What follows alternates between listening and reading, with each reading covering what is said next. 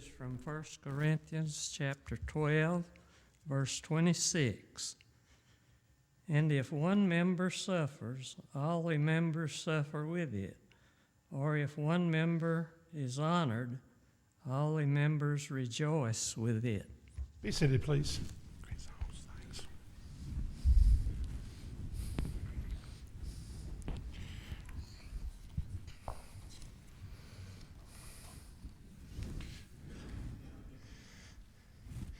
I would imagine that the older we get, the more we realize that our concept and our idea of Christmas and Thanksgiving and the holidays, the beginning of the year, are not so much based upon what we give or what we receive, but more than that, it's about family. It's about relationships. It's about spending time with people that are near and dear to us, that mean more than life itself to us. We realize, from one perspective, that the reality of the end of our life in this world is a fact. Interestingly enough, in America this past year, or 2015, death rates were on the rise. For the first time in several years, due to more problems with drugs, older individuals dying from overdose of drugs, more individuals, regardless of their age, dealing with suicide, because the rate for suicide is high wherever you go, particularly now more so with young people than it ever was before. Heart disease continues to be a great problem that we face in America. And then, of course, the demise of individuals related to Alzheimer's and dementia will continue to increase as these rates become very prolific in the time to come. And you're thinking, well, that's well and good. What's the big deal about that for me? Well, unless you've dealt with some kind of loss this year, then it becomes rather hard for us to think about people that are having to face loss during a holiday period. It's estimated that every year, more than 8 million Americans, for the very first time in their life, have to deal with the reality of going through the holidays without the presence of someone near and dear to them. They join millions of Americans who have already done that in years past that would quite frankly like to take the fast forward button from November 1st all the way through to January 2nd without having to deal with the reality of the holidays. Now think about that for just a moment. Why would anyone want to forget about Thanksgiving? Aren't we thankful? What if our loved one that made Thanksgiving is no longer there? What about Christmas? Why would anyone not enjoy Christmas? Think about who made Christmas special for you. And what if they're no longer in this life? The beginning of a new year, we do so with optimism and getting ready for goal setting and other such things. What about someone that can't see January 1st because they don't know if they can get through December 25th yet? You see what I'm talking about? You see, the reason holidays are rough is because we deal with all the first ones. All the first come, the first time, the first holiday, Christmas, Thanksgiving, whatever the first happens to be. As we're dealing with life, we're reminded, regardless of how busy we keep ourselves, that we're dealing with this without the first time our loved one being present. As I've mentioned before, holidays are important, but what about if that individual is no longer there? Years ago, when Bonnie and I and my brother and Don's wife, Lisa, attended Freed-Hardeman University, we would get finished with school finals for the fall semester probably about the second week of December. And my grandmother would call us usually the week before we would leave to go back home to Northport, she would call us and said, please arrange in your schedule sometime this week to come to the house there in Henderson, and please put up the Christmas tree for me. I would really appreciate you doing that. And we would put up the Christmas tree that week before we would finish our finals and before we'd go back to Northport for the holidays, and then we would return back to Henderson. Was our family tradition for many years until grandmother died in 1988. We would all go together as a family back to Henderson to all be together as a one big family. And finally it dawned on us at least for me and Don, it dawned on us several years later on that the reason grandmother always called right before we left to put up the Christmas tree is because that's something that she and granddaddy had done all those years together. And she no longer had to do that or wanted to do that. She just could not do that without him. And thus she would use us, and then later on she called my cousins that lived in town to put the Christmas tree up for her. You see, that's what we're talking about. And this idea of just trying to pretend, tremendously hard. And there's the guilt that oftentimes parents or siblings have as they're trying to maintain some kind of gaiety, some time of laughter, some time of joy because they're trying to make it right for their kids or for their grandkids. At the same time, they're having to face the reality of how difficult this is in regard to the idea of dealing with sadness, prolonged and profound sadness during a time when many others are happy.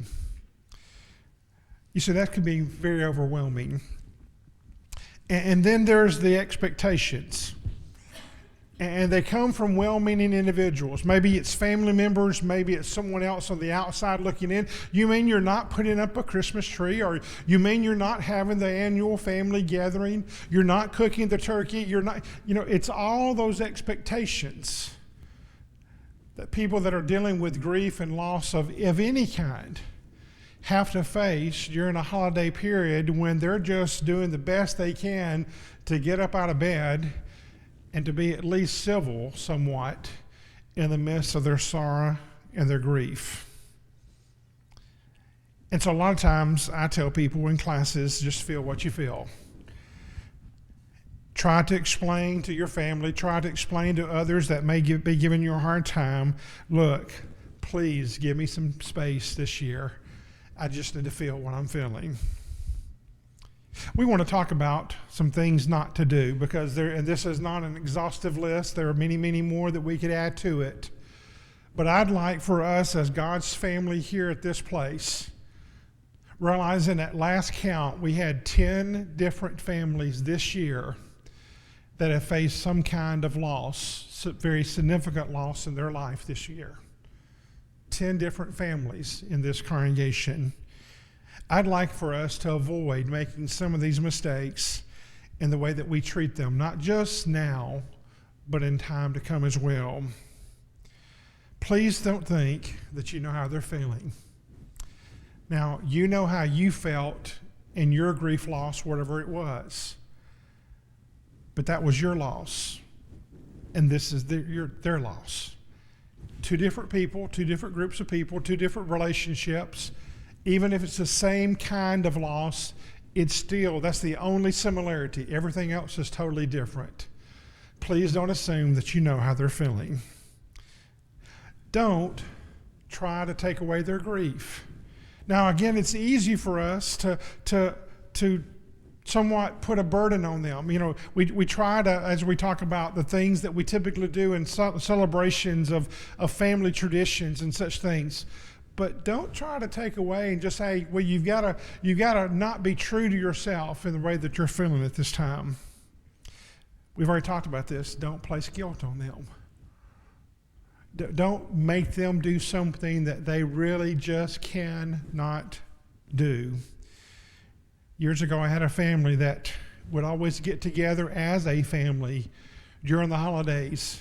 They were dealing with the death loss, a very serious death loss of one of the family members, a younger family member.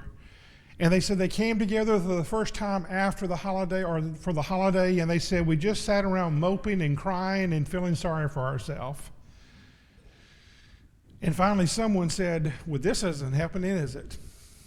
And they all agreed. They said, we got to do better next time. The next time they got together, they decided, you know what?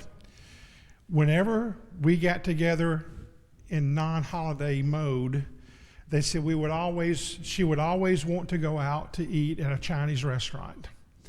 So in her honor, in her memory, that family likely to this very day will go out on Christmas Eve somewhere and find a Chinese restaurant, wherever it is, and they will eat together, and they will swell up probably from all the sodium, but they will laugh and they will cry and they will have a wonderful time thinking of their loved one instead of trying to do all the things that they had done before that caused them all pain. Please, whatever you do, don't avoid them. You don't have to know what to say to help someone in grief. Usually the simplest things are the best things. I love you. I'm praying for you. I am so sorry. Can I give you a hug? Just simple things. Just let them know that they are a part and they will continue to be a part of you and your family, and particularly your church family, in the way that we treat them. If they're having hard days, if they're having hard weeks, if it's a hard month for them, recognize that. And don't make them feel guilty for being real at a time when everyone else wants to talk about wonderful things of life. We've already said this many times before in years past, but don't make the mistake of thinking there's only one legitimate kind of grief. You think about the people in Gatlinburg, Pigeon Forge, and all that area that lost their homes. Do you think they're grieving this holiday season? And you're saying, well, it was just a house? No. It was the things that were done in that house. It was maybe the house that they had built with their own hands and had paid for year after year after year, sacrificing, having wonderful memories in that house. Can it be rebuilt? Yes, perhaps. Maybe not. But you see, there are all kinds of losses. I mentioned Alzheimer's. Statistically speaking, it is one of the highest rates that we can expect in the next 15, 20 to 30 years that will occur in our country. All kinds of losses that people are grieving with and dealing with in their life during the holiday season. What can we do? And again, I don't suggest that this is the only things not to do, but these are some of them. Please let them know that you love them. Not just say it, but mean it. Show it. You know, love, we typically say biblical love is love in action. It does something for someone. And so think of various kinds of ways that you can let someone know. You ever thought about giving someone that's expected to do a meal for someone? Hey, here's a gift card. Let Cracker Barrel take care of it this year. And just give them a gift card and let take that stress off them, that all the things that they have to remember. Just something simple to express your love for them. Let them know that you're praying for them. Brethren, we forget about the power of prayer. And I think sometimes in the midst of grief and sorrow, regardless of what that grief loss may be, wouldn't it be great to know that someone got up this morning and prayed for me or prayed for you in regard to what you're talking about? Don't forget, in a good way, to bring up their loved one by name. They will not forget their loved one during the holiday season. That's a given. But it would be great for them to hear something from you about their loved one as well, because it validates the fact that their loved one was not only appreciated and loved by them, but also by someone else. One of the great fears that people that grieve have is that their loved one will be eventually forgotten, and that they'll be the only people grieving, and that no one else will allow them or think about grief. Mention them by name. Let them know you're thinking about them as well. We also need to give opportunities.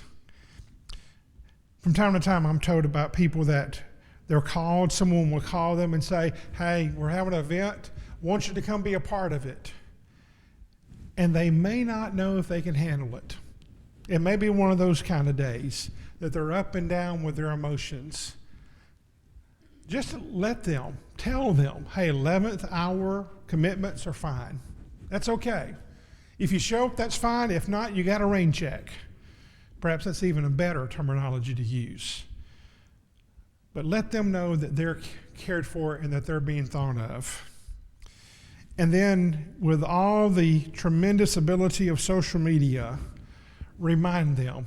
Private message on Facebook, send a text message, Twitter, whatever. Just say, I got up thinking about you this morning. Got up praying for you. Know that you're going to have a rough day today, or in regard to what you'll be going through. I'm here if you need to call somebody. You see, that's important. Again, reaffirming the fact that they are not having to grieve alone is what's so very important. Why is it hard on folks? Because you see, during the holidays, grief doesn't take a vacation. It does not recognize the last Thursday and weekend of November, nor does it recognize December 25th or January 1st or any other dates of our important lives that we have to deal with as well. It does not take a holiday. And it's easy for someone to say, well, you take a holiday during your grief in regard to this situation.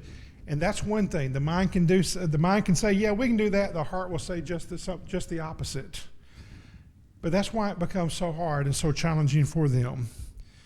It's during this time that pain can become tremendously intense, because we are reminded over and over again, all the songs, all the movies, all the Hallmark movies. You can see what we watch.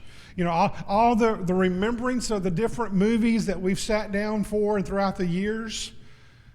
All that, just as it were, continues to remind us we had wonderful days, but they're no longer here. And thus, for that reason, they get reminded how alone they really are.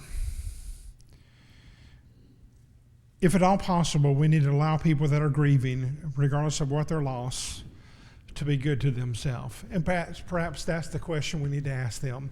What is it that I can do to help you to take care of yourself this year, this week, today? The memories can be, yes, good, but they're also bad. This past weekend, most of you know that I was down in South Alabama at a congregation doing the grief and loss workshop. Wonderful lady that I met, I don't know her name, but she talked about how difficult it was to do anything and everything that had just been normal for her now without her mate. She struggled to get up in the morning. She struggled to cook and to take care of herself. She struggled to put clothes on and to get out when she needed to get out. She struggled praying. She struggled reading the Bible. She struggled coming to church. And you're thinking, what's wrong with that lady? Just a healthy dose of grief. That's what's wrong with her. And you see, I'm sure with friends and family and others that will support her, she'll get beyond that eventually. But it'll be a long road for her to hoe. But the memories can be exhausting at times. Something that I always suggest that may be very helpful is to try to think of something to do in the honor of that individual that was special, that will be loved, and that will be remembered. Regardless of whether it's a check to some good organization or some gift, something to be done somehow, some way that will remind you and others that they continue to live on. I read this several years ago that I thought was very helpful. Speaking of someone that had died, someone wrote, "There are some who bring a light so great to the world that even after they're gone, the light remains." I hope that as God's family, particularly at this place, that we remind people and help them to be able to see that light. Most of all, the light that comes from God above as we show love for folks that are suffering and hurting during this time of the year. I don't know who wrote these words, but I want you to listen to the sentiment and learn, and all of us learn thereby. It's entitled, "My Friend, I Care." Don't tell me that you understand. Don't tell me that you know. Don't tell me that I will survive, how I will surely grow. Do not tell me that this is a test and that I am truly blessed, that I am chosen for this task apart from all of the rest. Don't come at me with answers that can only come from me. Do not tell me that how my grief will pass, that I will soon be free. Don't stand in pious judgment of the bonds that I must untie. Don't tell me how to suffer, and don't tell me how to cry. Accept me in my ups and downs. I need someone to share. Just hold my hand and let me cry and say, "My friend, I care." May we be, as 2 Corinthians chapter 1, 3, and 4 says, with the comfort that we have received from God, may we take that comfort and go and bless others who need to be comforted, not just this time of the year, but every day of life in every kind of way. The Bible tells us from Genesis 1:1 to Revelation 22:21 that Jesus cares. And if you're in this audience this afternoon and you need to know that, you need to reaffirm that in your life, either to become a New Testament Christian or to come back and start again with this church, we invite you to come. Let's go. We stand and sing together.